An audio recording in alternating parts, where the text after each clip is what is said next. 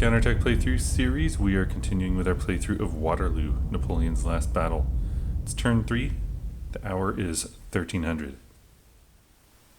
Before we get going, I'd like to summarize some of the rules errors I made in turn 1 and 2, and I did mention them, I believe, but the most egregious is that whenever I activate a leader, like a core leader, I have marked them spent afterwards.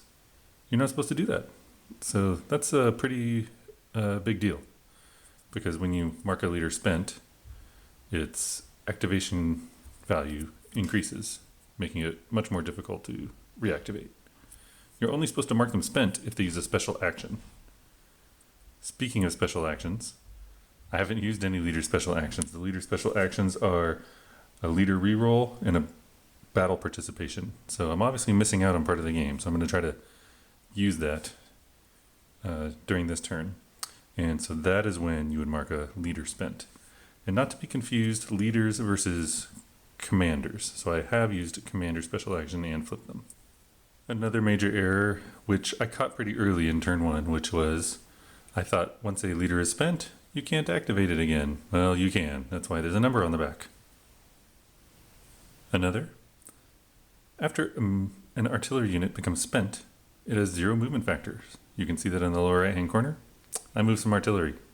So I'm not going to undo anything. We'll just leave the blunders. But yeah, artillery can't move after it's been spent.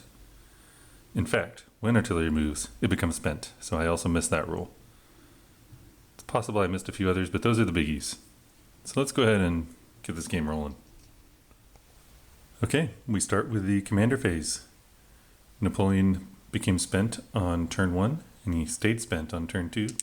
We're going to see if we can roll his activation number or higher to unspend him. Rolled a 6, so he remains spent. Next, the rally phase. We start off by recovering commanders. Wellington is not in need of recovery, but Ney is. Go ahead and flip Ney. We then recover leaders that are spent. We have 3 French and 2 British. Go ahead and recover them. All artillery that is spent, including the Grand Battery, is unspent. And that's not artillery that I just pointed at. Finally, we rally units. The French do it first. Each leader can rally up to 2 units from their formation within 1 area. That's actually the base rule. I'm playing with the cavalry exhaustion rules, which actually modify that a little bit, which is the leader may rally all cavalry units from his formation in a single friendly area, or 2 units of his choice, either infantry, cavalry, and or skirmisher units. So I guess with cavalry exhaustion, you can rally more cavalry if they're stuck together than normal. So I'm playing with these rules, so I'm going to do that. First, D'Erlon's first corps can pick units from either of these areas. So we have 1 infantry unit here and 1 here.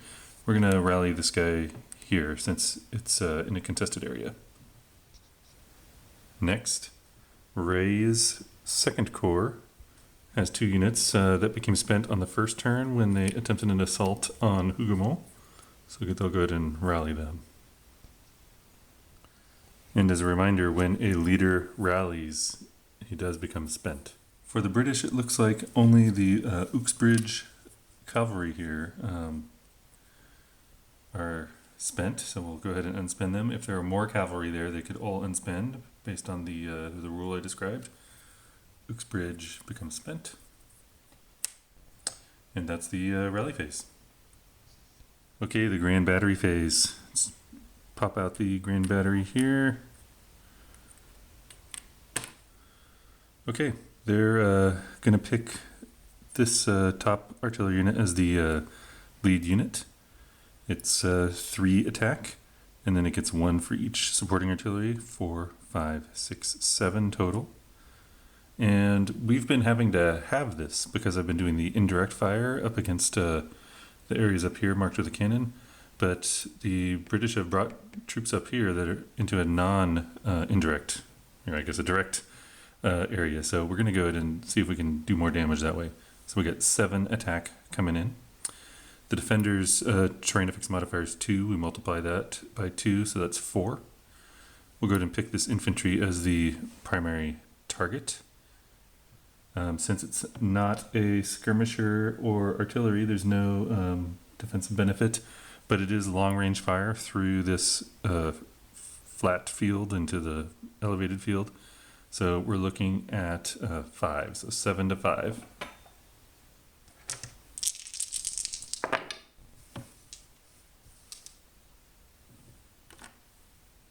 The British are getting lucky on these bombardments, so that is 12 to 16, I think. So that is no effect on the defender. These artillery units are all spent. And that's the end of the grand battery phase. So 3 turns in a row of no effect. Okay, it's impulse 0.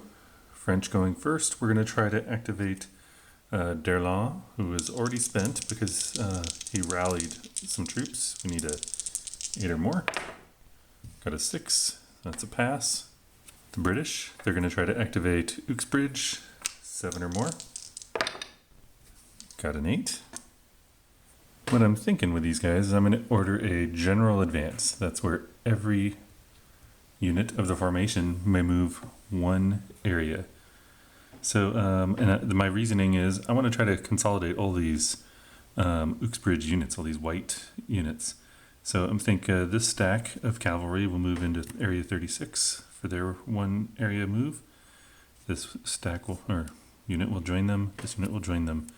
Now if we activate this area here, there's a lot of units get activated.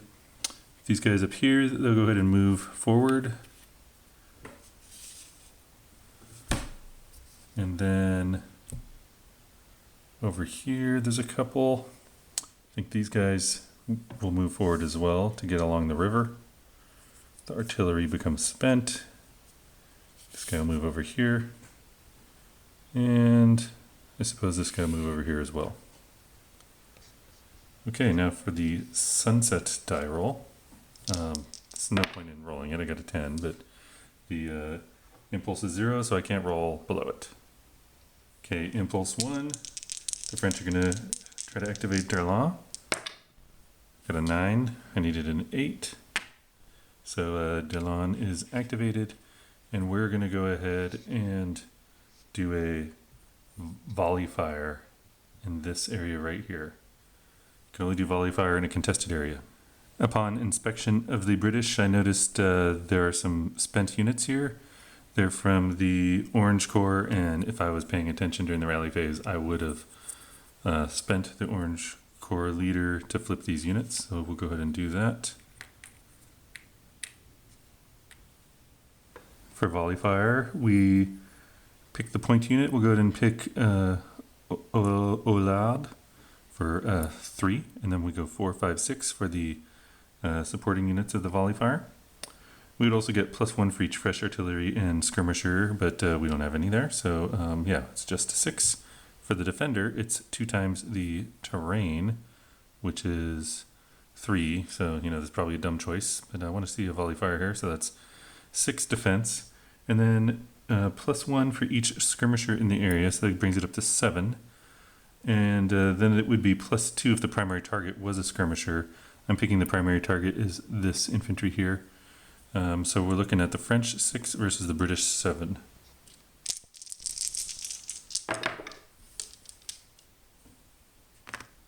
French just not doing so hot. So that is no effect. Because of this, the point unit and all supporting infantry units flip. So I suppose if I'm going to do volley fire, it'd be good to have some artillery and skirmishers because they do not flip.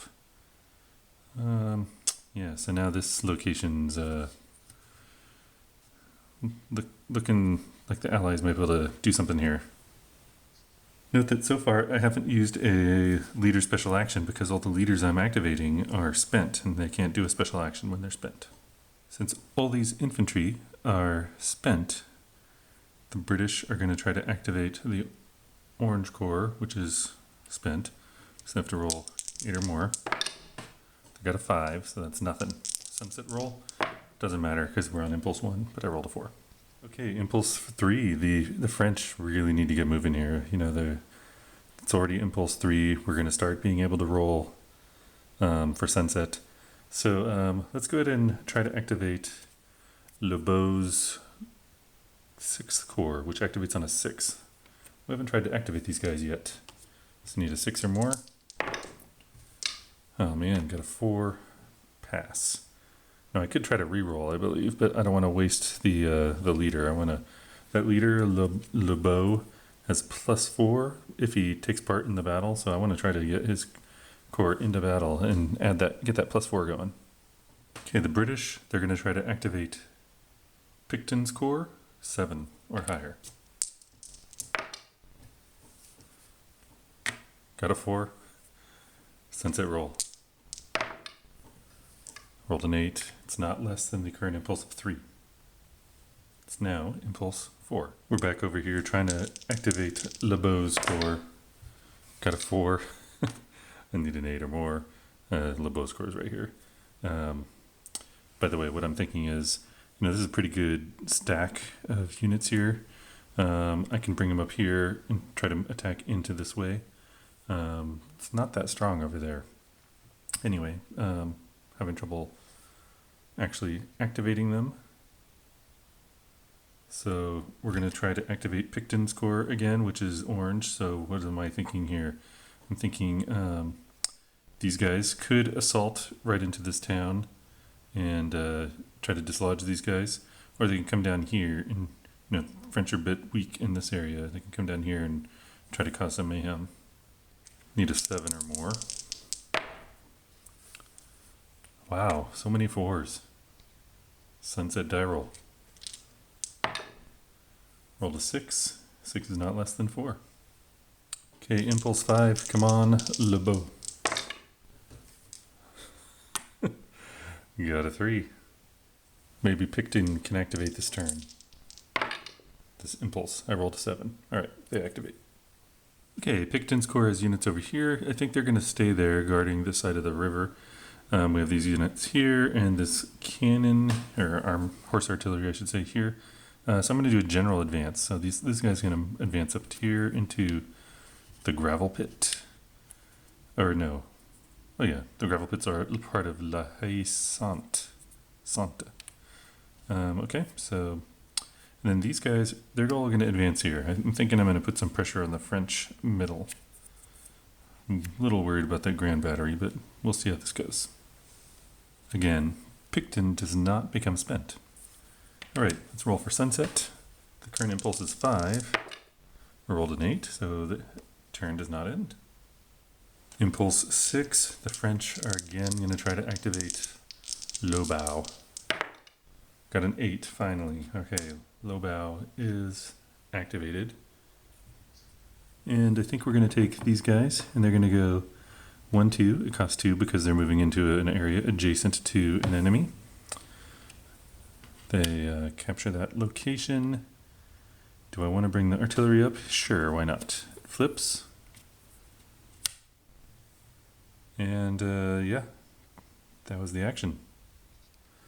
Okay, British, they're going to attempt to activate Picton again.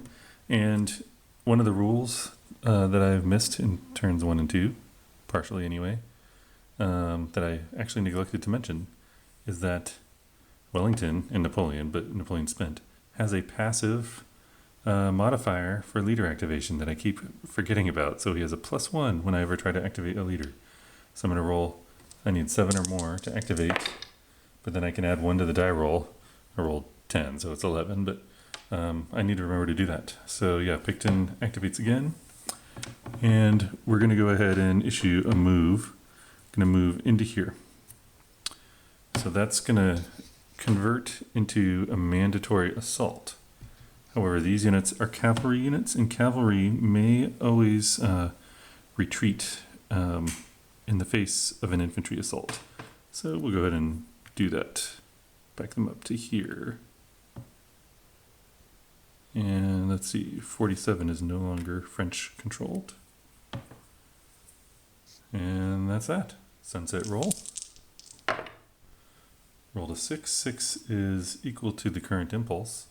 The turn almost ended, but you have to roll less than the impulse, which is 6. So I'm advancing the impulse marker to 7. Okay, Ney is going to attempt a special action since he is the acting commander. I need a 7 or greater. Got a 7. He's going to do a double move. This infantry coming in is endangering the Grand Battery, though I think it's fairly well defended. I got a lot of cavalry in the area. Ney is going to activate all the units of the reserve cavalry in area 50, as well as the cavalry here in area 59. Might as well activate the skirmishers too. I'm actually activating for a cavalry charge, so a double move cavalry charge, and skirmishers can't help with that.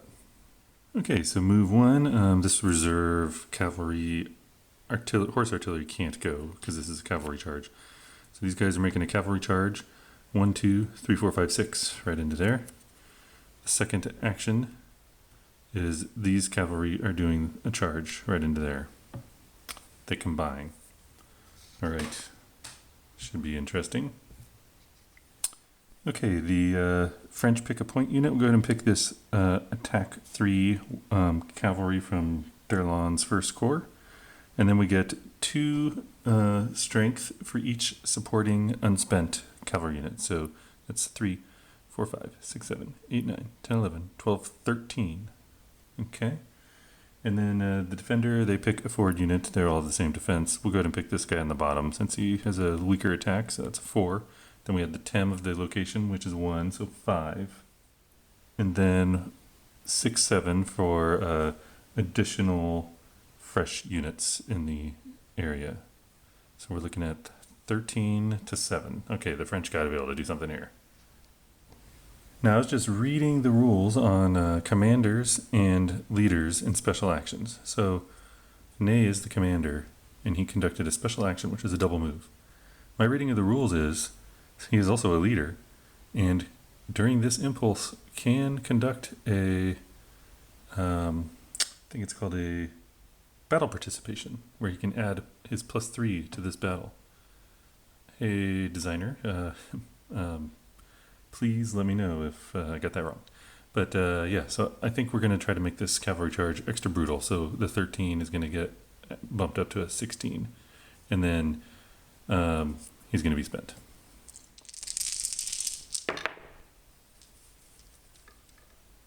And the British continue to dominate the rolling. You can almost see that. There we go. Okay, so 16 plus 5 is 21, and then 8 plus 7 is 15. So the cavalry charge won by 6. Okay, the point unit must take the first casualty, which we'll spend them. So that brings us, we'll go ahead and use this die for the casualty points. So they have to take 6 casualty points, and now they're down to 5. Go ahead and flip this guy, bring it down to 4. Let's see if I retreat those 2 guys. That brings us down to 2.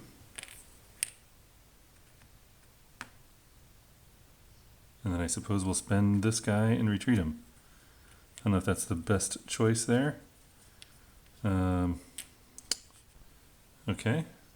If the British were not able to pay the 6 casualty points in full, then the French cavalry could conduct an overrun. In other words, they can keep on charging into another location. But the British were able to absorb the casualty points.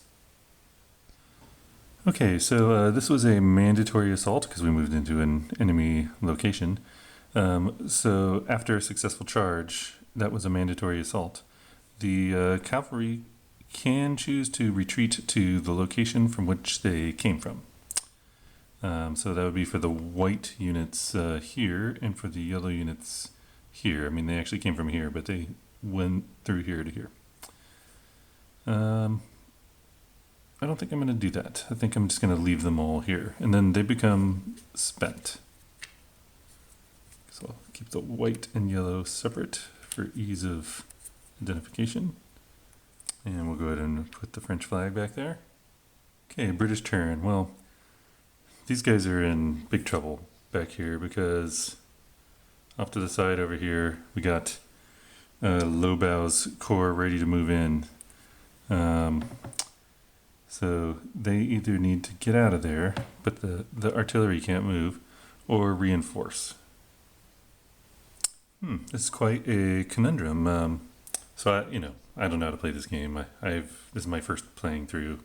If I played a second time, I think I'd really know what I'm doing. But so just a quick little strategic analysis here. So my bumbling in the past few turns had the French come out here and the British come out here, and they slowly engage on this flank, filling out this area that was initially empty, and that drew more and more units this way. So now it's thinned out here quite a bit, mainly for the British. So now the British are in trouble, and I probably overextended a bit here too. It should have not gone on the attack. And so I need to try to reinforce over here. So the Orange Corps, their leaders spent, so it's going to have, I could move these guys in there, but I have to get a 8 or higher to activate them. Although Wellington is available, so I guess it's technically 7 or higher. So maybe I need to activate the Hills Corps, which activates on a 7 with a +1 from Wellington. Try to get in over there. But it's getting pretty thin, and if I move these guys over here, well then there's a gap over there, and there's not much to fill it. There's some guys back there. We've got some Uxbridge cavalry back here. It's turn 3, and the Prussians don't show up until turn 6. So anyway, I feel like the British could be in trouble here. I need to try to recover. So I think we're going to try to activate Hill's 2nd Corps, since that's going to be easier to activate. Activates on a 7, but with Wellington's passive ability, it's adding +1 to the die, it's effectively a 6. Okay, we got a 6, so +1 is 7, so we activated Hill's 2nd Corps. We'll activate this stack of 3 infantry. Well, it's really 2 infantry and skirmishers. Yeah, we'll bring those guys over too. So I'm going to go 1. It only costs 1 because there are no enemies adjacent or in this location. 2, same deal. And then 3, 4 because there are enemies adjacent. Okay, that should help Picton's corps, which is weakened and exposed here. Okay, I did some tidying, and now it's time for the sunset die roll. Rolled an 8. 8 is not less than 7, so the impulse it moves to impulse 8. Okay, the French, they're going to attempt to activate Lobau again. Activates on a 6. Got a 5, man. Okay, now for the British. I think they're going to try to activate the Orange Corps. Need an 8, +1 for Wellington. Well, got Snake Eyes, so the British can roll poorly as well. Let's go ahead and roll for, sunset. Okay, we rolled 4. 4 is less than the impulse for 8, so the turn is going to end unless a commander wishes to cancel the sunset roll. The French commander and his backup, they're both spent, so they can't. So it's up to Wellington to decide, does Wellington want an extra impulse or to extend the turn? It could go with more than one more impulse. And he declines. Okay, now it's the end phase. We go see if the French have won. They have not. They have 1 victory point. And they don't have 12, which is the French victory, automatic victory. And of course the British, or allies, don't have an automatic victory either. The impulse resets to 0. And then we'll be on the 1400 turn, next turn. All right, so catch you later. Thanks for watching.